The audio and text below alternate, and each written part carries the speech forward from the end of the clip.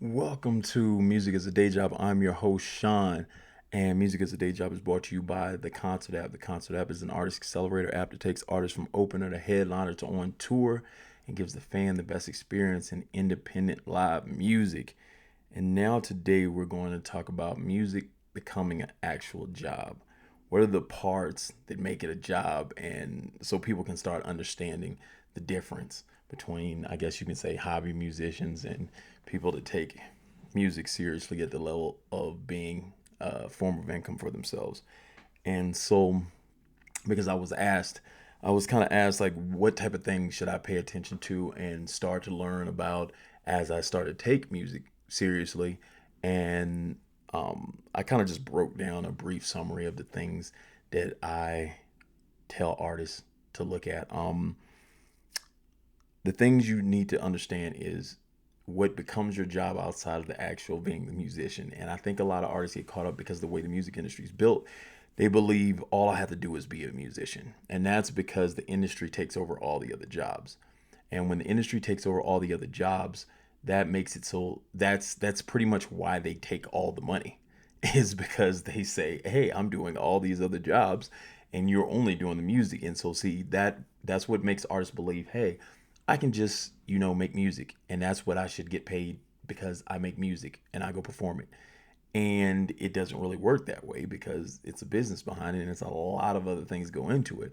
So what happens is only a few people can then be famous, and then because they can only afford to put the money behind so many artists, and then of course the majority of us get left as independent artists and it's hard to make it a day job. So that becomes the problem. So, music as a job. The first thing you need to look at is, well, I'll split it into these things: advertising, content creation, finances, booking, merch, sponsorships, publishing, and finding fans. Now, that's not in any order. Those eight things aren't in any order of like importance. I'm just lacing it out. So advertising.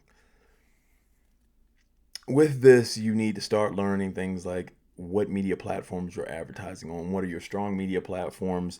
Are you going to go for radio pushes? Are you going for even in-person platforms? Because I know like some artists go and put music in like strip clubs and stuff like that. Like, where are you going? Are you going towards DJs? What are these platforms, the advertisement that you're going to take advantage of? Are you going to use money to pay for some of these platforms? Of course, ads, everything like that. So then you need to understand what are your strong suits. What are the spots that become your strong suits of, like, for instance, like some people are good at Facebook, some people are good at TikTok, some people are good at Instagram. Like, where are these platforms, and understanding how much time you need to dedicate to those. So then you're looking at being like, okay, well, for an hour a day, let's say, like for instance, when I was moving very heavy, I'm like heavy on Instagram. So I knew I had to put up at least a post a day. And I was adding fans and I was deleting people who weren't following me. So I was making it into like, let me delete 10, 15 people and let me add 10, 15 people because I had hit the limit of following. So then I just wanted new people to put eyes on my page and hopefully they turn over to be fans or enjoy the content that I'm creating. So I'm putting time for that. If I'm making ads and stuff like that, of course, I want to know every region that I need to hit, everything like that. So that becomes something. And see, all these jobs that I'm named to you have nothing to do with the actual making of the music. So then you have to find time for that too. So you already have to find time to make the music sound good, all that stuff like that. Put that up. You can count the actual putting up the music onto platforms such as whether you use CD Baby or what's that other one? What's it called? Kid disc disc kid or whatever like that. I can't remember the name of it, but any of those platforms that put up your music and distribute it to Spotify and everything like that, and Tidal, um, make sure you understand all those platforms. So you want to look for advertising everywhere you can advertise your music. Next is content creation. We've talked about this multiple times. You need to know how much content you need to create. What I tell people, as I said, is to base it off the type of music you're releasing, That means you can have content of pictures from those video shoots. You have the actual video. You have the making of the video.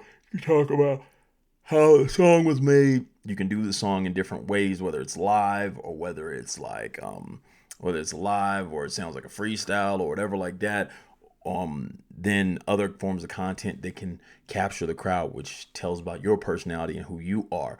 So creating that content now, however you end up going about it, some people just use their phone.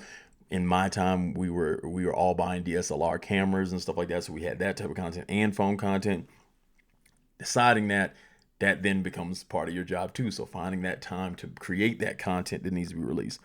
Now the finances, um, always understand your finances, how much you're putting into this and what you're getting out. So start understanding what is a long-term flip and what's a short term. So like for instance, if I'm going short term, I'm basically saying if I put money up on this show or however I'm gonna do it, whatever's clever, hopefully you don't have to do that because you're using Concert now. But back in my day, if I'm gonna put money up on the show, I knew how much I was gonna flip back by the end of the night or the when I had the show. So that's like a short term. Like for instance, I might do a show in a month. I'm gonna put money on getting the venues and all the expenses of this. Then I knew in a month or two I'd get that back plus more. Now, a long term flip is basically saying something like, okay, well, I'm investing in, of course, like advertisements. So then I have to start thinking of things like, am I turning over fans? So then I decide what is the price point of a fan to me. To me, it's $100. So then I say, if this person becomes a fan, I'm hoping they come to 2 shows and buy some merch. If that's real, then you're basically just saying, okay, over this time span, if I'm guaranteeing one fan out of 100 people that come add me, and that's give me one, let's say 10 fans, so let's say 10% because that makes more sense. 10 fans, so then I'm looking at that being $100 per fan. So that's $1,000. So then I'm looking at making $1,000 for 10 fans. So then for me to get 10 fans, how do I get those 100 interactions to get 10 fans? So now if I put money on something, that's what I'm basing that off of, is saying, hey, if I put this amount of money on this to gain this many fans, is it worth that? And then let's say it's only $100 on promotion that you're putting to get $1,000 back from 10 fans. That makes perfect sense. So that's like a long flip. Understanding those finances all the time, understanding what you can put into some things. Because see, some people will be like, they put all their money into the actual making of the song and then no promotion. I've seen people get features from huge artists and then didn't have the amount of money to promote it correctly because they're not thinking financially of like, hey, I need to get this feature and then promote it like this. Or they get tons of features and then don't have any shows or whatever the situation is. Make a financial blueprint of what you want to do and how you're going to do it. And then that's how you can also understand when you can get out of your job, because that's when you go like, well, I'm making this amount of money, and if I was to up this and I was to take this serious and spend more hours doing these things that I'm about to talk about, um then I believe I can make enough money to get out of my job. Next is booking. Of course, I'm not going to go real into detail that, because what I'll tell you is you should get on the Concert app if you want to learn how to book. And that's what you should do. You should book your shows through the Concert app, and that makes it easier. But then that it takes paying attention too. Because what you want to do is you want to pay attention to what shows you want to be on. You want to pay attention to when these shows are. If you get to a point of like creating a tour, how are you going to do it? That's a way to use the app, and that's a tool for that. Of course, merch. If that's something you're gonna do, you have to stay up on the merch game. I wasn't the greatest at it during our career, but merch is one of those things. I knew a lot of guys that were real great at it. That were very good at like keeping inventory, understanding every time. I'd mess around and I'd buy tons of shirts and stuff like that, and I'd sell out like the first 2, 3 shows in, and and then couldn't order none because I'd be done in the next like 4 or 5 shows, and then like I'd be done with the tour in the next 4 or 5 shows, and I still need that time to print and everything like that. So I was never the greatest at that. So but that's something you would have to learn to do, of course. Sponsorships, as I always tell artists, learn to make decks so you can actually have something to present to businesses so you can get sponsorships.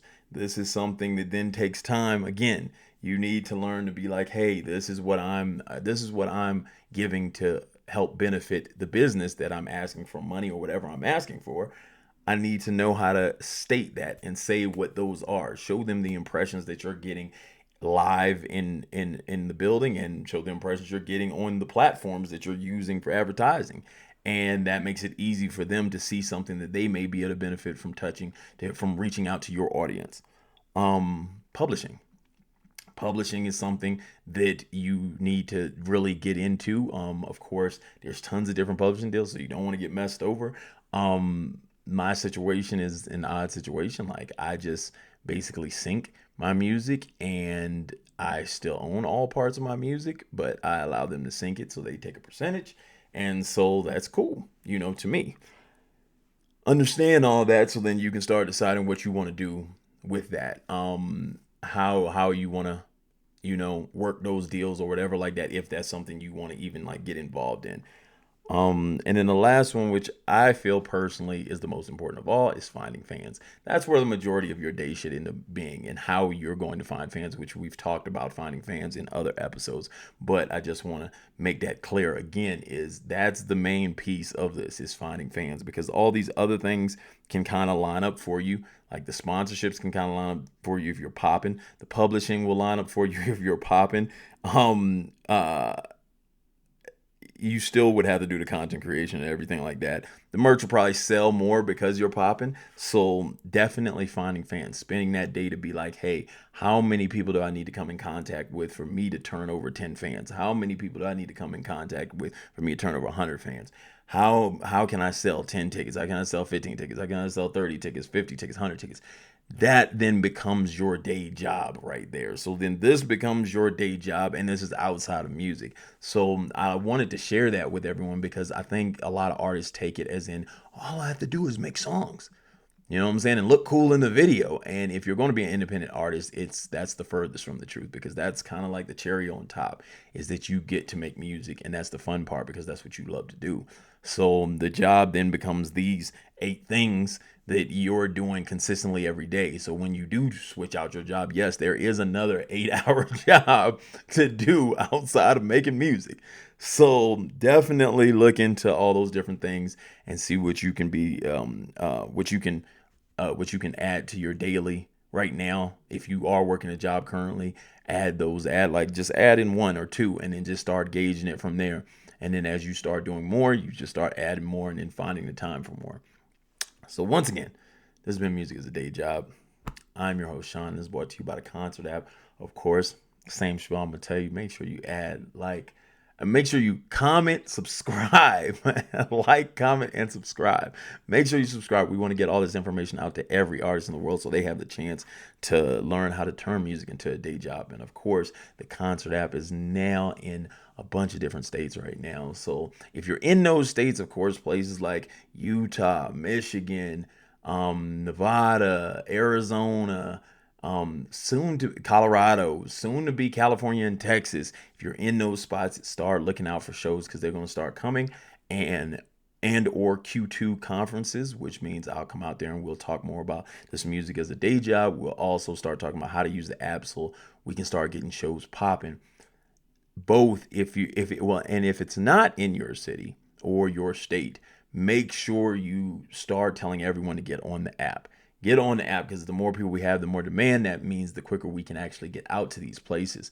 If you have any connected venues, and this is everyone, definitely send them my way, because then that makes it easier for us to get into those venues and start building these shows to help you guys create music as a day job. So definitely do those things. Join the Concert app as soon as possible. My name is Sean. This has been Music as a Day Job.